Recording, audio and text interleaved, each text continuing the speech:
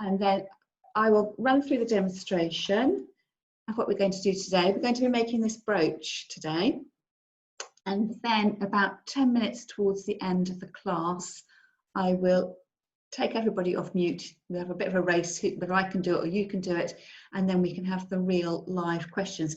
But if you do want to look for your chat box, and on my screen it's at the bottom, if I hover, the chat button comes up, it opens a screen up on the side, and that is the place to ask me any questions. Type them in, and if my eye catches them, I will respond to you. But otherwise, if I miss you, or if you have something that you want to ask, you can ask at the live section at the end. And I know that Joan has just sent me a note, so I know you've snuck in, Joan. So yeah, join when you can, that would be lovely. So I think that's just Lynette. Lynette normally joins us, but I think we'll make a start.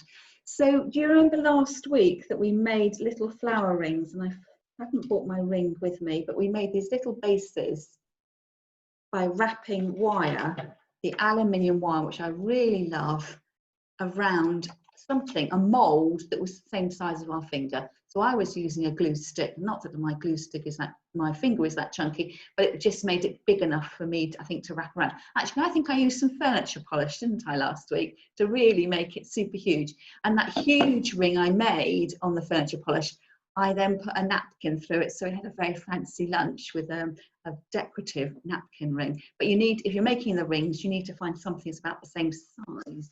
And one of those skinny Pritt stick, the glue sticks, is about the right size. And if you've got really delicate fingers, you may find the handle of a wooden spoon is a good mould for you to work around. You can, of course, use your finger to mould around, but I found it's too difficult trying to get it round, the wire around your finger, and maintaining that lovely circular shape. So it's much easier if you can wrap your wire around something. So today we are making this little brooch. So I will take it off. I've fixed it to me using a safety pin, and it may be, depending on what you've got in your craft stash, you may have one of those brooch pins that you can sew onto the back. I'm not quite sure how you can. That's better, isn't it? A better view of me with a flower in front of my face. So it's made using that same aluminium wire, coiled round in the same way, but I popped the coils out to make this elongated shape. And then I've layered on top here, there's some spidery overlays of real wire. And that wire is wire that comes in a reel, looks like a cotton reel, but it's slightly thicker than cotton. So again, you may have some of that in your crafting supplies, and I will send you a shopping list if you want to find out where you get these bits and pieces from. So that is today's task. And the base, when I come to show you the base, you could use the same technique. We're building on a technique we did last week with the cocktail ring, but equally, you could use this technique for your cocktail ring. So all the projects, when the time we get to next week, when we do the necklace, the skills sort of layer over each other. So it may be that when you come to make your own cocktail ring, that you use the techniques I'll show you next week to make the cocktail ring. You can mix and match. I'm just here to give you a little push in terms of your inspiration, but you don't, if you feel uncomfortable doing, letting yourself loose creatively, try and slavishly copy what I've done. And if you think, actually, I could do this differently or better or to my taste, take the ideas and mix them up and make them your own and do your own thing. So to make my little base here, again, I'm not entirely sure how clear you can see that, but you could see I was wearing something. I'm going to take my aluminium wire again, and it comes, when you buy it, it comes in a little plastic bag. Isn't everything covered in plastic these days? And it's coiled up, and you need to do what you can to keep it coiled, because once you play with this one, I've got a little offcut here, that once you've used it, perhaps you've fashioned it into a shape, you can never quite get it straight again. So unless you want to have crinkled wire as part of your look, I would say that although it's really tactile and lovely to handle, I would sort of handle it as little as possible if you want to have some smooth lines. But quite often when I make my wire work bits and pieces, I take them apart because I think I can reuse them. As you can see, it never quite goes back to the smooth lines that you had originally. Now, I'm not measuring out how much wire I use. I normally go on arm length. So today I'm going to use, I don't know, 60 centimetres, finger to shoulder length. It doesn't matter how much.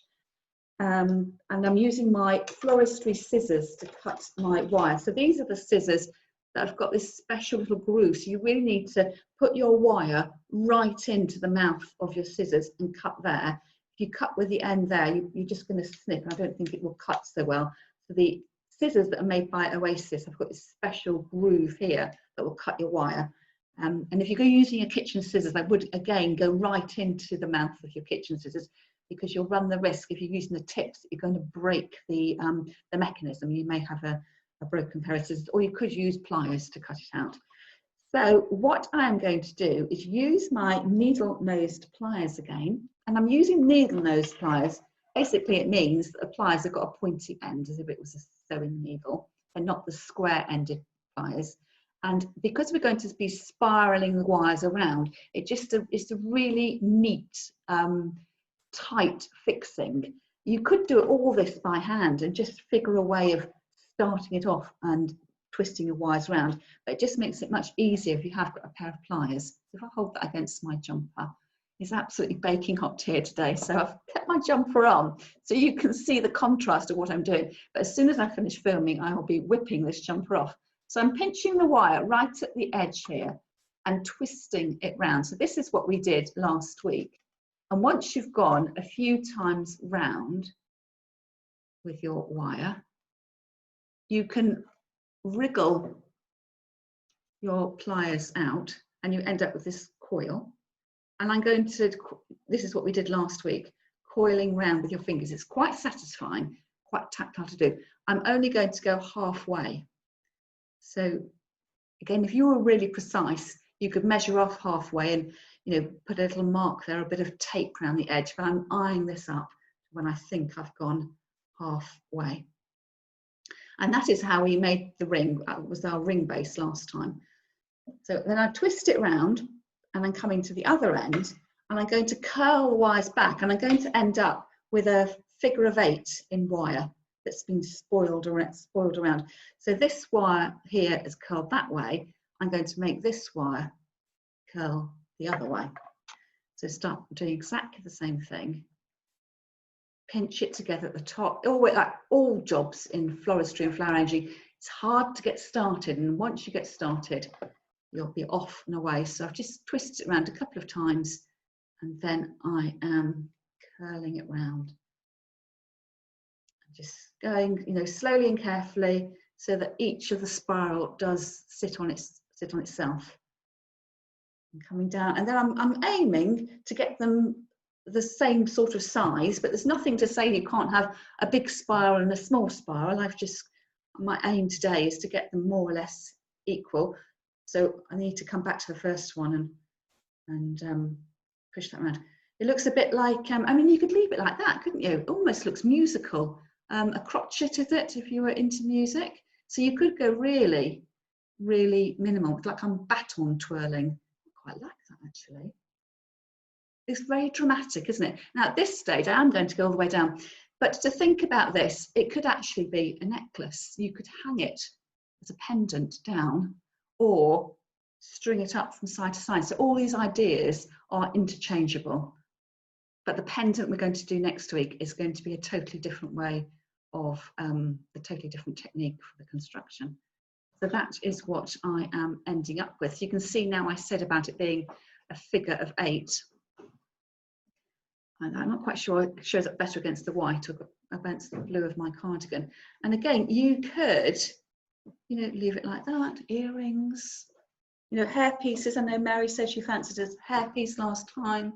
Necklace, or that way around.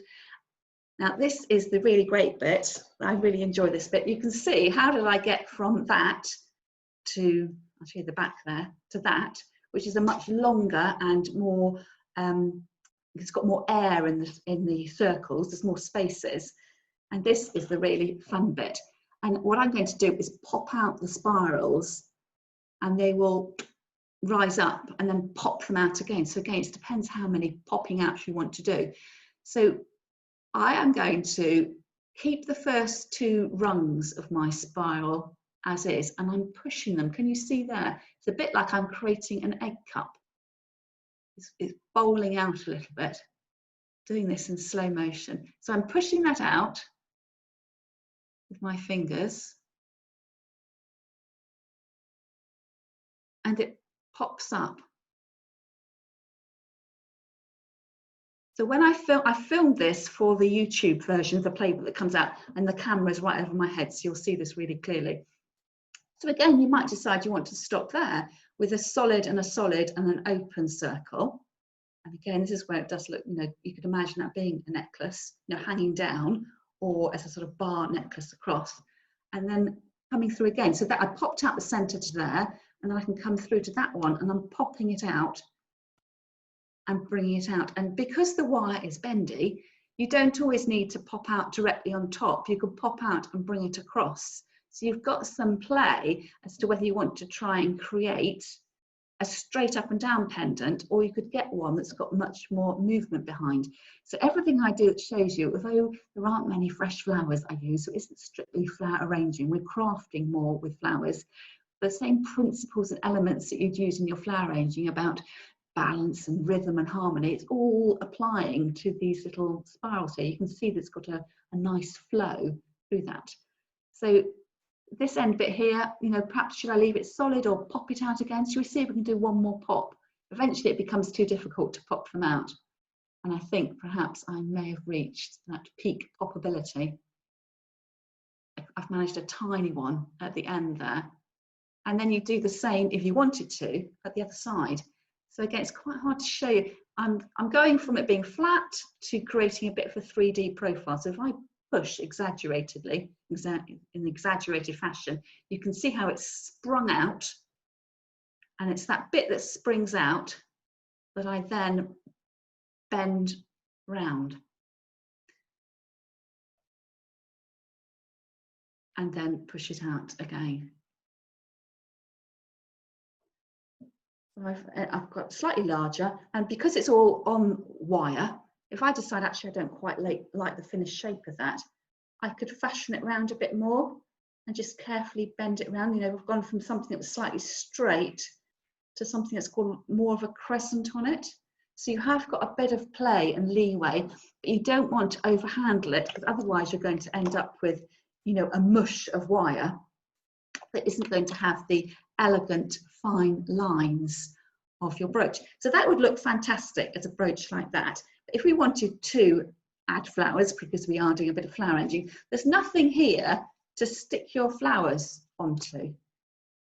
So I need to create a bit of a lattice work. So I could add in pipe cleaners like I did last week and create a little furry notch to attach my flowers to, as we did last time. We went up this little fluffy bit there. Or we could try and make this a bit more designer and take our skills up a level, and that's what I'm going to go on with my reel wire. So it's a slight, it looks like cotton, a reel of cotton.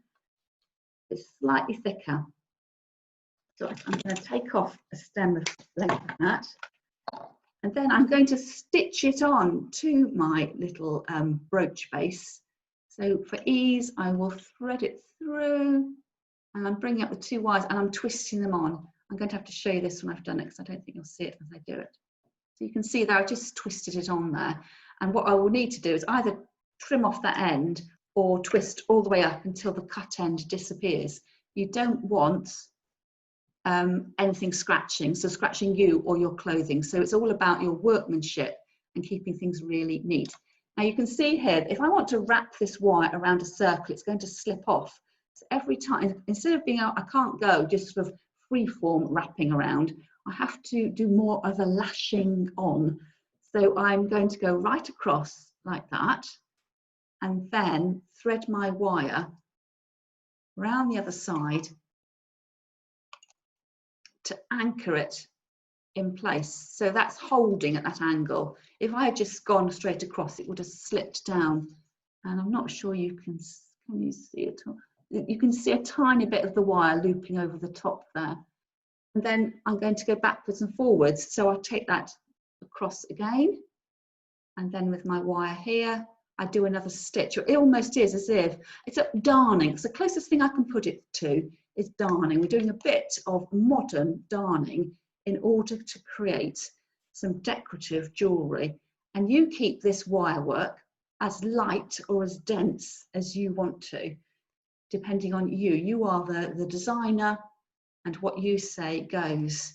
So again, this is an activity you could be doing. If you need to keep your fingers busy of an evening, you could be doing this in front of TV.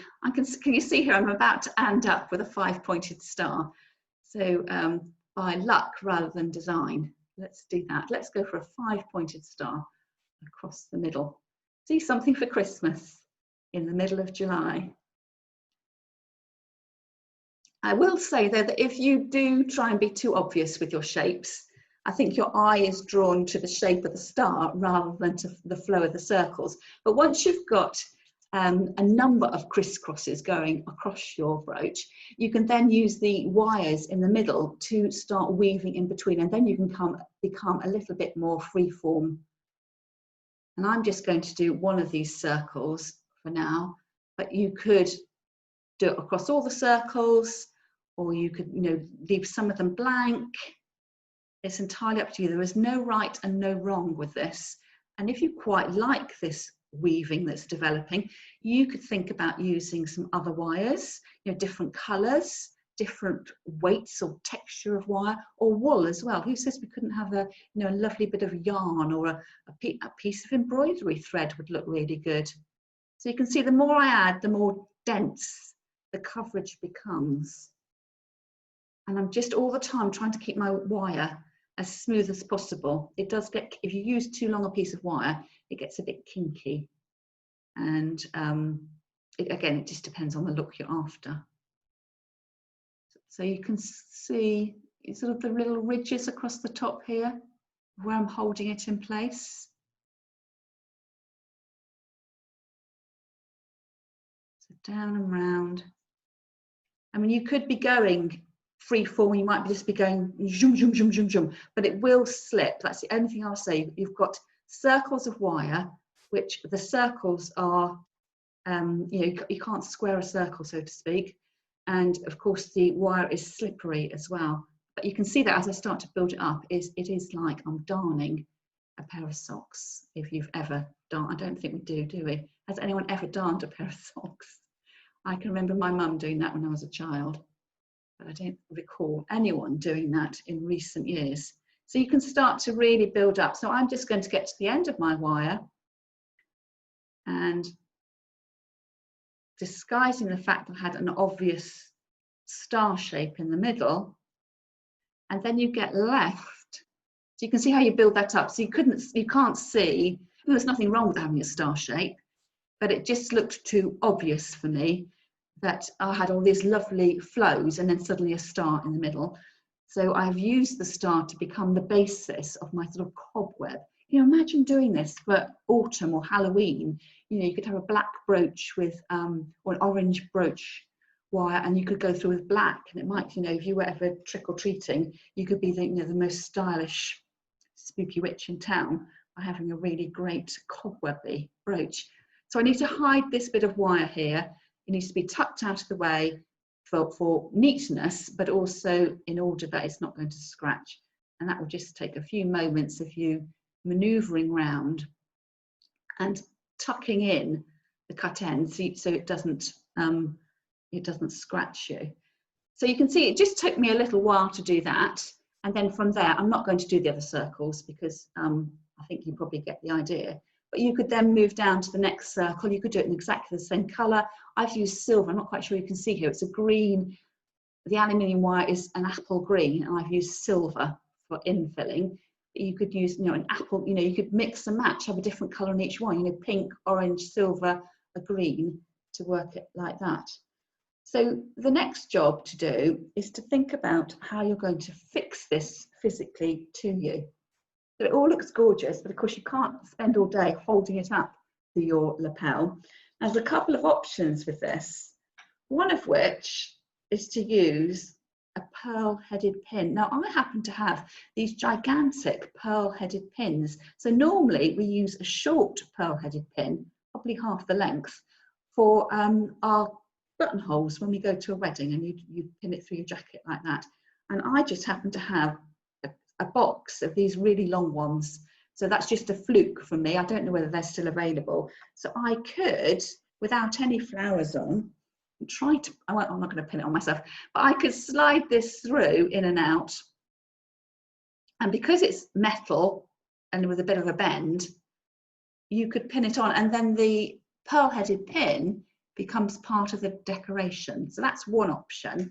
But what I did on this one was I got a safety pin. Can you see the safety pin just there? Just a tiny bit there. And you can actually get brooch backs, which are a slightly wider back with the pin that's sort of got that locking device in. And because it's got a rectangular base, you could actually hot glue that onto here. So I don't have one of those, but that's another option. But what I did here was I took my safety pin and I threaded it up and I stitched the safety pin onto the back.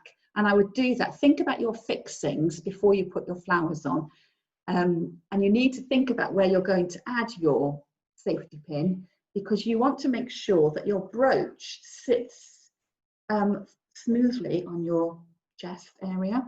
If you put your pin down too low, it'll fall off and get top heavy. So you need to either go middle or middle to top. So I would do it. I've decorated that area there. That is where about a third of the way down I would put my pin like that, so it sits smoothly. So imagine I have sewed or glued a brooch back on the back, so I know it's going to fix on, and I can then decide to add my flowers. So imagine that you've gone through doing this wire work. I did it on all the circles there. You can see that. So you don't want to put too many floral decorations on. If you at this stage, you've got the choice of the fresh flowers that you could use using the special floral adhesive. You could use silk flowers like I'm using today. You could use dried, or you could use buttons and beads. And we're going to do a bit of button and bead work in the pendant that we're doing next week. But you don't want to, say, cover up too much. You've gone for something here that is really modern and streamlined. Yes, Sue, you're saying thread beads on. You could do. You could. The only thing with this wire is it's too thick, unless you've got to make sure your needle fits the wire. So the bullion wire I'm using next week definitely fits the needle, but you could string beads onto the wire and then stitch through. So every so often you might need to twist the bead to hold it in place and then attach that on. And so I'm just catching up with your questions there. I'm getting carried away with myself. So you could continue, yes.